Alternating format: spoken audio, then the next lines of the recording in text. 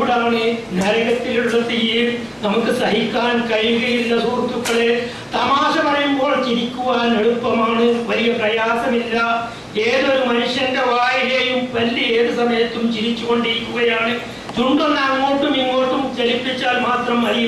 പക്ഷേ കരച്ചിൽ അങ്ങനെയല്ല. പരലോകത്തെ എത്തിയിട്ട് അല്ലാഹു സുബ്ഹാനഹു വ തആലയുടെ നരകത്തിലേക്കാണ് നാം പ്രവേശിക്കുന്നതെങ്കിൽ നമ്മളെ രക്ഷിക്കുവാൻ ഒരാൾക്കും സാധ്യമല്ല സുഹൃത്തുക്കളെ. അതുകൊണ്ട് വിശ്വാസത്തെ ക്ലിയറാക്കുക, അല്ലാഹുവിനോട് മാത്രം വിളിച്ചു പ്രാർത്ഥിക്കുക, അല്ലാഹുവിനോട് മാത്രം ആരാധിക്കുക. എനിക്ക് തന്നെ ഒരു ദിവസം ഈ മദീനയിൽ വെച്ചൊരു നോട്ടീസ് കിട്ടി. എന്താണ് ആ നോട്ടീസിലുള്ളത്?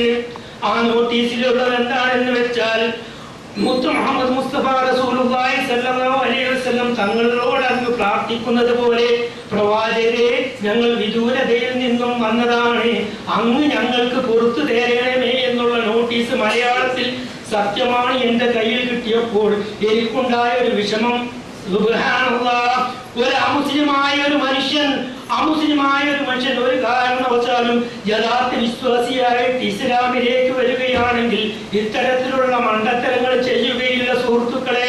നരകമെന്ന് പറയുന്ന നരകത്തെ കുറിച്ച് നാം മനസ്സിലാക്കി കഴിഞ്ഞാൽ ഒരു കാരണവശാലും നമുക്ക് സ്വർഗത്തിൽ പ്രവേശിക്കുന്ന രീതിയിലുള്ള സൽക്കർമ്മം ചെയ്യുവാനേ തോന്നുകയുള്ളൂ. പക്ഷേ നാം ആരും തന്നെ വലുപ്പത്തരം കാണിക്കേണ്ട. കാരണം മുത്ത് മുഹമ്മദ് മുസ്തഫ റസൂലുള്ളാഹി സ്വല്ലല്ലാഹു അലൈഹി വസല്ലം അറിയിച്ചു തന്നിരിക്കുകയാണ്, ചില ആളുകളുണ്ട്, അവരെ നരകത്തിലേക്ക് പ്രവേശിക്കുവാൻ ഒരു ചാൺ ബാക്കിയിരിക്കെ സ്വർഗത്തിലേക്ക് പ്രവേശിക്കത്തക്ക രീതിയിലുള്ള സൽക്കർമ്മം ചെയ്ത് സ്വർഗത്തിൽ പ്രവേശിക്കും.